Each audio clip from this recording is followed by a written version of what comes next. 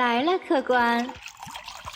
放映社今日主打醒脑提神的绿茶，让我们一起品一品令人汗毛直竖的故事。幽静空旷的森林中，竟然隐藏着神话里的邪神。当人们踏上旅途，一场血腥残酷的扑杀悄然开始，内心的恐惧在无限放大。究竟谁能摆脱一切，顺利逃脱？今天小金给大家带来的电影是上映于2017年的英国恐怖片《黑森林》。酒吧里，卢克和朋友们计划着即将到来的假期，5人各执己见，有人想去森林远足，还有人想去小岛度假。大家兴致很高，意犹未尽地准备赶往下一场。结果意外不幸发生，卢克率先觉察到气氛不对，竟将朋友扔在一旁，自己躲进了货架后面。就在他犹豫要不要抄起酒瓶跟对方反抗时，炮灰哥被歹徒2刀砍倒，鲜血顿时浸透地面。看着好友因为自己的懦弱倒在面前，卢克难以原谅自己。直到6个月的时间过去，他还是沉浸在心魔中无法自拔。为了告慰好友的亡灵，剩余4人决定替他完成遗愿。众人结伴来到瑞典北部远足，计划中他们要根据地图到达山顶，在最高处放下炮灰哥的照片，以此纪念。经过一路跋涉，4人终于完成一切，但眼下天色渐晚，他们只能原地驻扎，等天亮再返回。可事不遂人愿，就在众人刚刚上路没多久，笨拙的小胖就摔伤膝盖，剧烈的疼痛让他肌肉发软，只能依靠拐杖前进。此处距离酒店还有10几个小时的路程，荒郊野岭中一格信号都没有。众人原本打算将小胖放下，自己全速前进，回到酒店寻找救援。结果小胖说什么都不愿意独自留在荒山，因此4人只能改变路线，向着森林走去。只是这个决定无疑是将众人推向未知的危险。跟随指南针行进一段距离后，灵巧的指针开始失灵，周围的环境变得越来越寂静，被相似的树木环绕。如果不是确定来时的方向，他们就像在森林中原地打转一样。就在大家有些懈怠时，一具动物尸体明晃晃地出现在面前，那是一头雄壮的野鹿。但此时它被开膛破肚地挂在树上，不断滴落的鲜血意味着它刚死没多久。如此高耸的位置让众人不由得头皮发麻。这不像是野兽的手笔，哈奇只能大胆猜测是猎人设下的诱捕陷阱。眼前的场面让人不敢细想，大家连忙低头不语，继续赶路。可惜路程比他们预想的更长，漆黑的夜色中，大雨毫无征兆地降临，嘈杂的雨声让他们听不清彼此的声音。本以为要狼狈地在雨中过夜，一栋出现在眼前的荒废木屋拯救了4人。大家兴高采烈地撞开木门，在漆黑的雨夜中，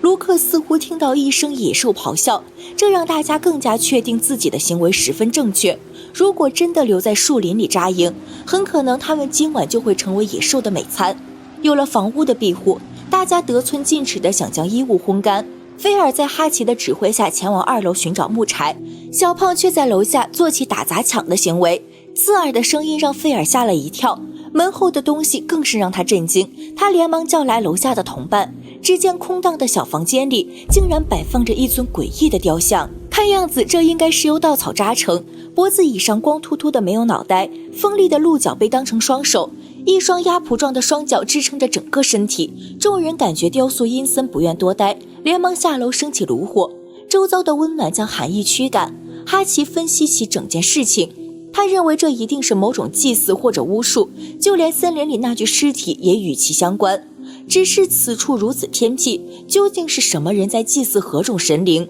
不安感在众人心中愈演愈烈。小胖想要放弃这条捷径，可惜哈奇却认为这是最快的路线，于是不顾小胖反对，他一再坚持，并坚信只要大家跟上节奏，就一定能平安走出树林。他的盲目自信成功鼓动军心，众人达成一致，钻进睡袋。窗外雷雨声愈发迫切，不知睡了多久，卢克在刺眼的白光中醒来，看着残破的窗户外亮如白昼。他小心翼翼打开房门，谁知背后竟出现那日的便利店，干净整洁的场景让他困惑不已。卢克半信半疑地走向那天的酒水区域，货架上摆放着晶莹剔透的玻璃瓶，看到手中的酒瓶里多出一滴鲜血，他顿时警觉地观察起四周，谁知下一秒面前的货架就轰然倒塌，伴随着无数破碎声音，他猛然吸气，骤然回神。远处的树梢不停摆动，似乎刚刚有什么高大的东西经过此处，但是胸前的剧痛让他顾不上那些。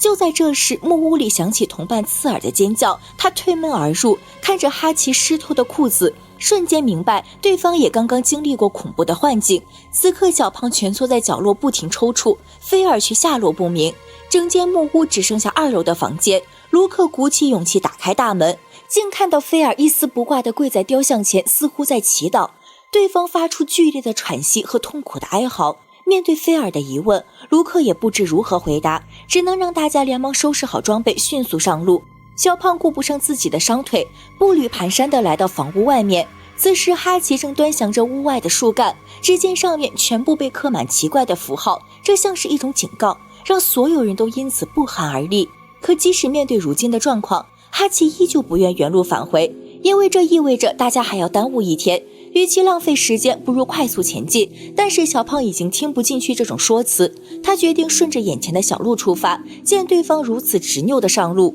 一行人只能再次改变路线。这一次的树林变得更加荒凉，昨晚的经历让所有人心里发毛，他们迫切地想要一个科学解释。所谓噩梦的说法已经无法将他们说服，但哈奇依旧不愿意面对真相，他害怕自己会因此被人当成异类，而且与其担心这种毫无根据的鬼怪之说，不如好好想一想该如何走出树林。菲尔对哈奇的蔑视不以为意，他坚信这片树林一定不简单，4人间的友谊正在摇摇欲坠。远处响起的咆哮声让哈奇十分紧张，好在地上的木桩为大家燃起希望。顺着木桩看去，远处再次出现一幢木屋。昨晚的恐怖经历让大家变得保守，谁都没有轻举妄动地再次闯入，尤其是小胖，他利用那双不太灵活的腿脚飞速逃离，仅剩的体力被他提前透支，于是索性往地上一躺，不再起身。卢克被小胖摆烂的行为气得七窍生烟，只能减轻负重，独自前往山坡查看。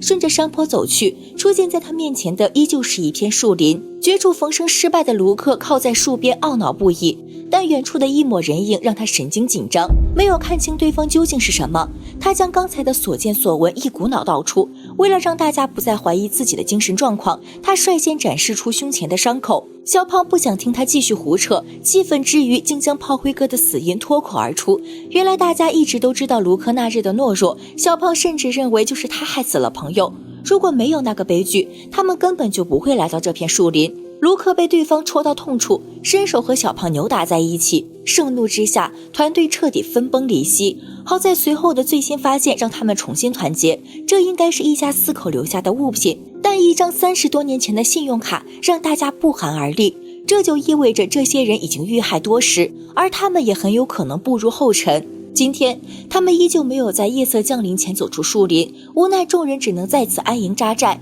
哈奇好心地调节着气氛，小胖腿上的伤看起来十分严重，为此他找到卢克，作为整个团队里还算强壮的存在，他想让对方在天亮之后迅速出发，最好能赶在太阳落山前找到帮助。卢克并非铁石心肠，他回到帐篷里开始收拾东西，可外面的异常响声让他警惕起来。卢克小心翼翼地向外看去，谁知在异常空旷的树林里竟然再次出现便利店的场景，在不停闪烁的灯光中，悲剧再一次重演。这次那些歹徒不同往常，他们似乎发现了卢克的存在，没有瞳孔的双眼死死盯着这边，只是卢克却再一次退缩。随着一阵嘈杂的声音在周围响起，他竟看到同伴的帐篷被生生掀飞，刺耳的尖叫声顿时响起。好在刚刚的一切只是一场噩梦，卢克满头大汗地从睡梦中惊醒，谁知身边竟然再次传来菲尔的尖叫，这叫声十分真实，让他赶紧翻身爬出帐篷。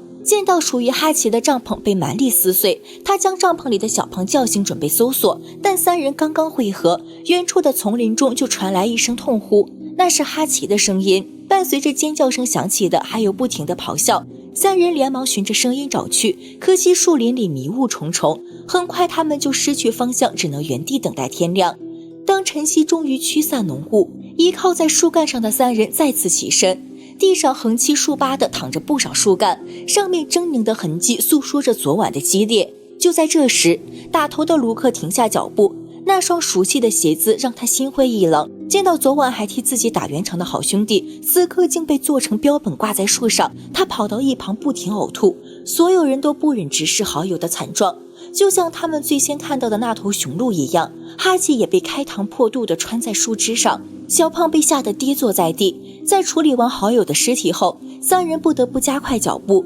此刻的树林危机四伏，更别说他们丢失了全部装备，没有物资支持，他们必须加快脚步。经过漫长的跋涉，他们终于在一处积水潭旁看到人类的脚印，那又是一栋木屋。三人已经对木屋产生心理阴影，此刻说什么都不愿意进去寻求帮助。于是他们和脚印背道而驰。在漫长的行走中，大家耗尽全部体力，卢克将好友拉上山坡，看到了远处久违的山脉。山脚下的灯火让他重燃希望。就在他回头寻找伙伴时，竟看到菲尔在自己面前被人掳走，对方移动速度根本无法看清。等卢克回过神来时，地上只剩下一柄手电。慌乱中，他下意识就要逃跑，却一头撞向身后的树枝，晕死过去。恍惚间，他再次回到那日的便利店。地上的炮灰哥也不再友善，他强撑着身体留下诅咒，但卢克已经顾不上那么多，恐惧让他只想逃离。不真实的幻觉被刺眼的灯光打破，卢克回到树林，